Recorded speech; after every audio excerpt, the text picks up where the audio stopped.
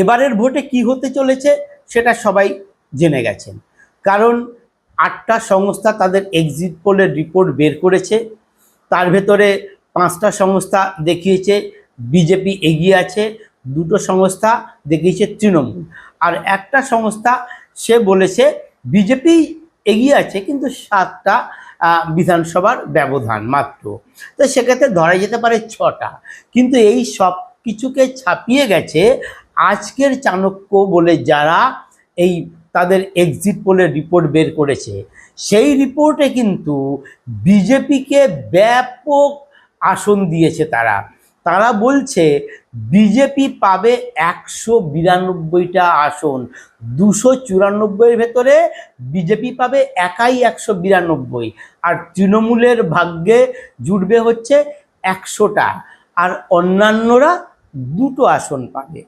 তো স্বাভাবিকভাবেই এখন মানুষ বলছে যে বিজেপিতে তো ক্ষমতায় আসছেই, তাহলে ভবানীপুরে কি হবে, পিসিমণির ভাগ্য কি হবে, নাকি পিসিমণি আবার শুভেন্দু অধিকারীর কাছে পরাজিত হবেন? এবং তিনি যদি পরাজিত হন তাহলে তার রাজনৈতিক জীবনে একেবারে পেরেক বসে যাবে, তিনি একেবারে ঘরে বসে যাবেন। তো এর উত্তর কি আছে?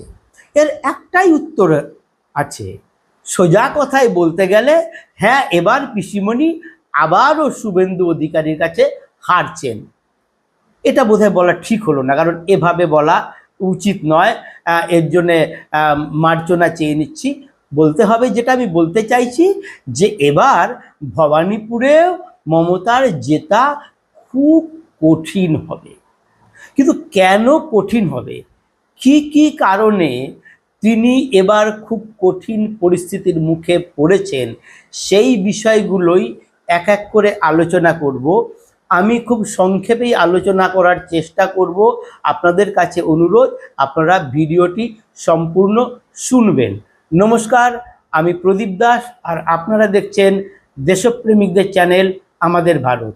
যারা প্রথম দেখছেন বা সাবস্ক্রাইব করেননি তাদের কাছে অনুরোধ, আপনারা চ্যানেলটি সাবস্ক্রাইব করবেন এবং ভিডিওটি লাইক করবেন। লাইক করলে আমার এই ভিডিও আরও বহু মানুষের কাছে পৌঁছে যাবে। সম্ভব হলে এটা শেয়ারও করবেন, তাতে আমার এই বক্তব্য আরও অনেক অনেক মানুষের কাছে চলে যাবে। তো এবারের ভবানীপুরের লড়াইটা আমরা যেটা দেখছি, যে শুভেন্দু অধিকারী ভার্সেস মমতা ব্যানার্জি। শুভেন্দু অধিকারী একবার মমতা ব্যানার্জিকে তার নিজের শক্তিতে হারিয়েছেন নন্দীগ্রামে। এবার শুভেন্দু অধিকারীর সঙ্গে যোগ দিয়েছেন অমিত শাহ, যিনি বর্তমান যুগের চাণক্য বলে পরিচিত। তো সেই চাণক্য শুভেন্দু অধিকারীকে সামনে রেখে এবার মমতার বিরুদ্ধে ভোটের লড়াইয়ে নেমেছেন। কারণ বিজেপি এটা জানে, তৃণমূলকে হারাতে গেলে, তৃণমূলকে শেষ করতে গেলে মমতা বন্দ্যোপাধ্যায়কে পরাজিত করতে হবে।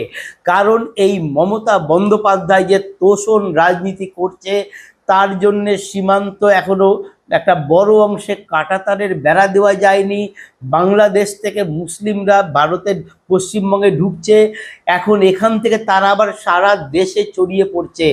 ভারতবর্ষের নিরাপত্তার ক্ষেত্রে একটা বড় থ্রেট হয়ে দাঁড়িয়েছে এই তৃণমূল সরকার, আর এর মাথা হচ্ছেন মমতা বন্দ্যোপাধ্যায়। তাই এই সরকারকে উৎখাত করতে হলে মমতা বন্দ্যোপাধ্যায়কে পরাজিত করতে হবে। তাই অনেক চিন্তা ভাবনা করে, অনেক পরিকল্পনা করে বিজেপি এবার লড়াইয়ে নেমেছে এবং শুভেন্দু অধিকারীকে প্রার্থী করেছে। ভবানীপুরের এবার ভোটে যারা নির্ণায়ক ভূমিকা নিয়েছেন তারা হচ্ছে 3টে সম্প্রদায়। এক হচ্ছে বহুতল আবাসনের বাসিন্দারা, এবং 2 নম্বর হচ্ছে মুসলিম এলাকার বাসিন্দারা, 3 নম্বর ফ্যাক্টর হচ্ছে বস্তিবাসী, গরিব সাধারণ মানুষ। এই যে বস্তিবাসী গরিব সাধারণ মানুষ, এরা ছিল মমতা বন্দ্যোপাধ্যায়ের মূল ভোটার, আর তার সঙ্গে ছিল হচ্ছে মুসলিম ভোটার। কারণ তৃতীয় যে ফ্যাক্টর, যে উচ্চবিত্ত সম্প্রদায় যারা বহুতল আবাসনের বাসিন্দা, তারা কিন্তু কোনোদিনই বেশি সংখ্যায় ভোট দেন না, বলতে গেলে তারা ভোটই দেন না। ফলে ভবানীপুর কেন্দ্রে কিন্তু ভোটের হার বরাবরই খুব কম, এই 60% আশেপাশে থাকে। মানে কখনো 60%, কখনো তার কম, কখনো তার সামান্য বেশি হয়। যেমন 2016 সালে এই ভবানীপুরে ভোট পড়েছিল 66.80%, এটা ছিল অনেক বেশি। তারপরে 21-এর উপনির্বাচনে মমতা বন্দ্যোপাধ্যায় যে জিতেছিলেন, সেটাতে ভোট পড়েছিল মাত্র 57%। তাহলে বোঝা গেল এইবার কিন্তু সেই ভোটটা পড়েছে 87%।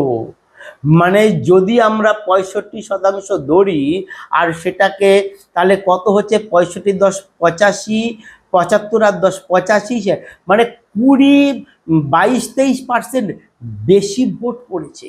তো এই যে 22-23% বেশি ভোট পড়েছে, এই ভোটাররাই হচ্ছে এই কেন্দ্রের ভাগ্য নির্ধারণ করছে, বলতে গেলে মমতা বন্দ্যোপাধ্যায়ের ভাগ্য নির্ধারণ করছে।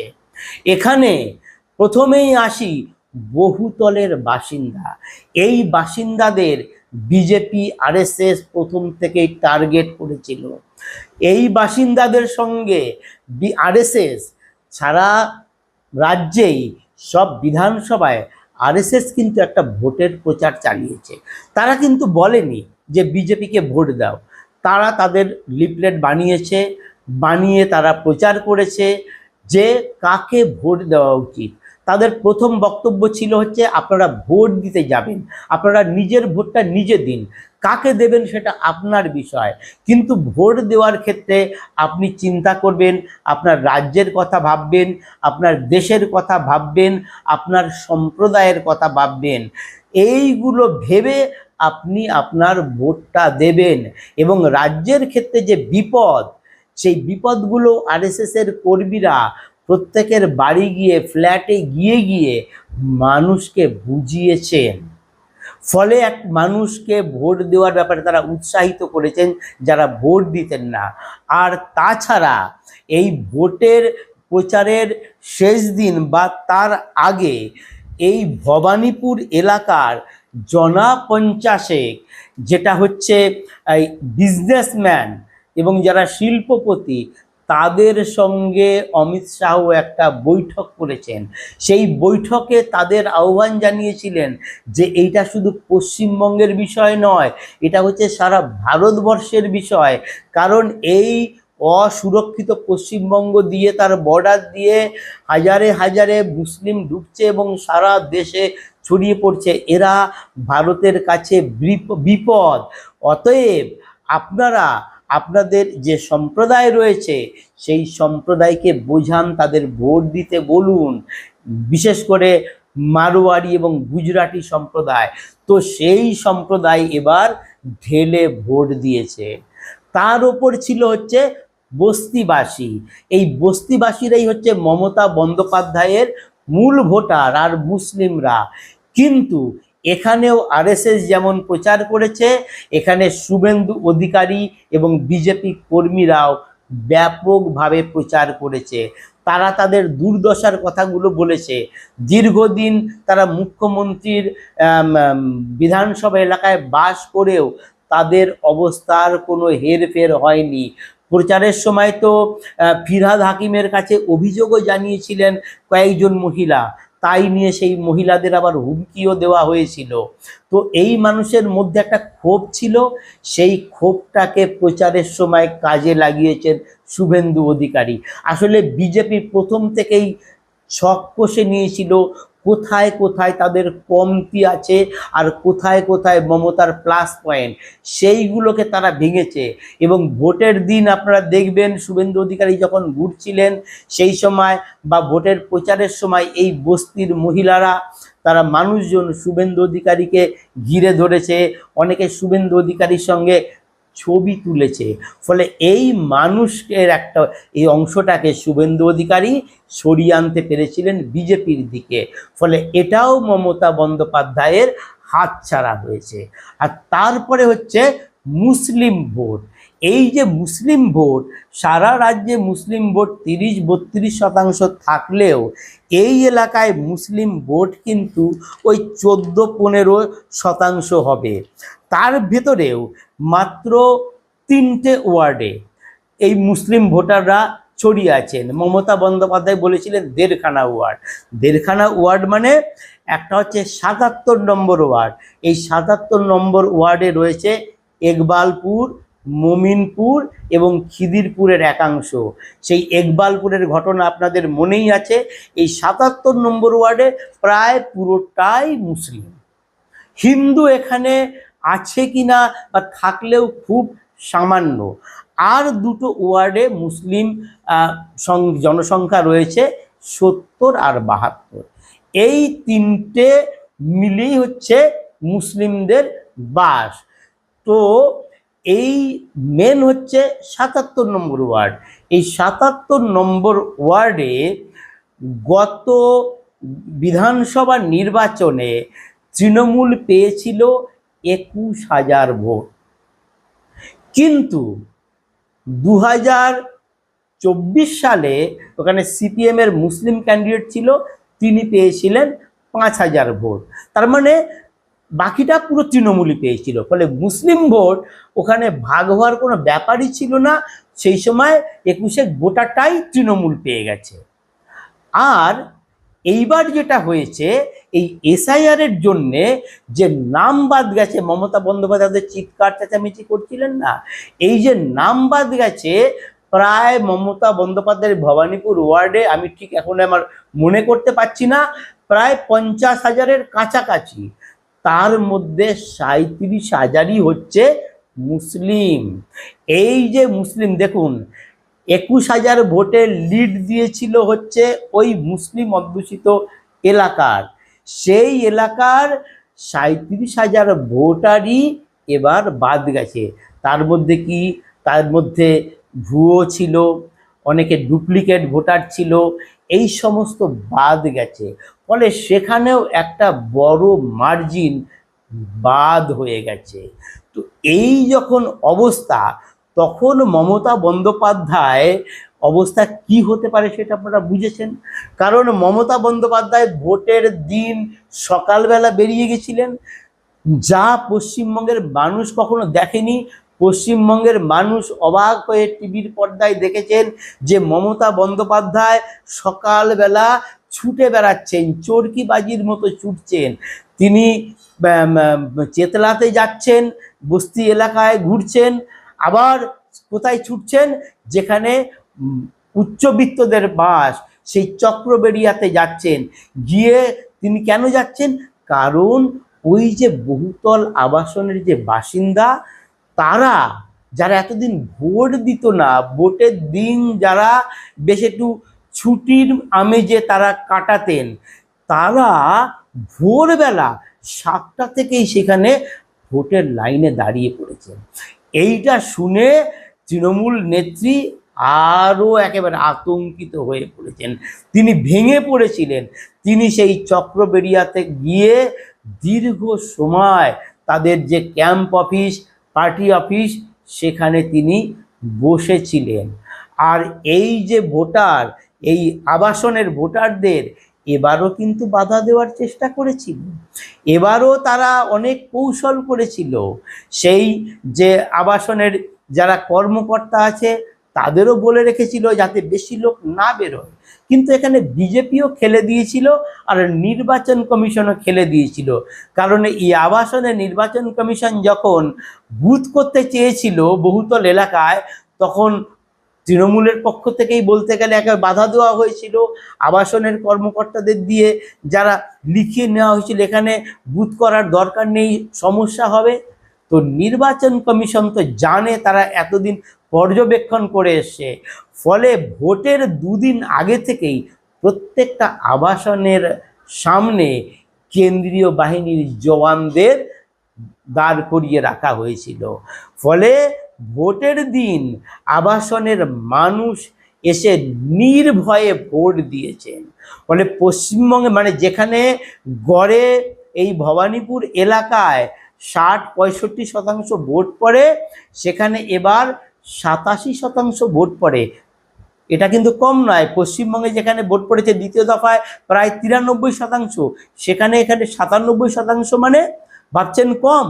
একেবারেই কম নয়। 60 থেকে 87%, বিরাট ব্যাপক পরিবর্তন। তো এই পরিবর্তনের যে ভোট, এই ভোটটা কোন দিকে গেছে? যেখানে অমিত শাহ এই কমিউনিটির, এই উচ্চবিত্ত সম্প্রদায়ের প্রতিনিধিদের বলেছেন এবার আপনারা ভোটটা দিন, তো স্বরাষ্ট্রমন্ত্রী তাদের কাছে আবেদন করেছেন, তো তারা কোথায় ভোটটা দিয়েছেন? তার উপরে এই যে মমিনপুর, ইকবালপুর এবং খিদিরপুর এলাকার যে ভোটারদের একটা সংখ্যা কমে গেছে, আরও একটা বড় সংখ্যা কমেছে, সেটা হচ্ছে কয়েক হাজার মানুষ হজে চলে গেছেন। এটা তো হজের সময়, ধর্মপ্রাণ মুসলিমরা সেখানে হজে চলে গেছেন। এটা তাদের একটা পবিত্র কর্তব্য এবং অনেকের জীবনের একটা আশা থাকে যে একবার তিনি জীবনে হজ করতে যাবেন। আর মুখ্যমন্ত্রী মমতা বন্দ্যোপাধ্যায় আমডাঙ্গায়, উত্তর 24 পরগনা আমডাঙ্গায় কি বললেন?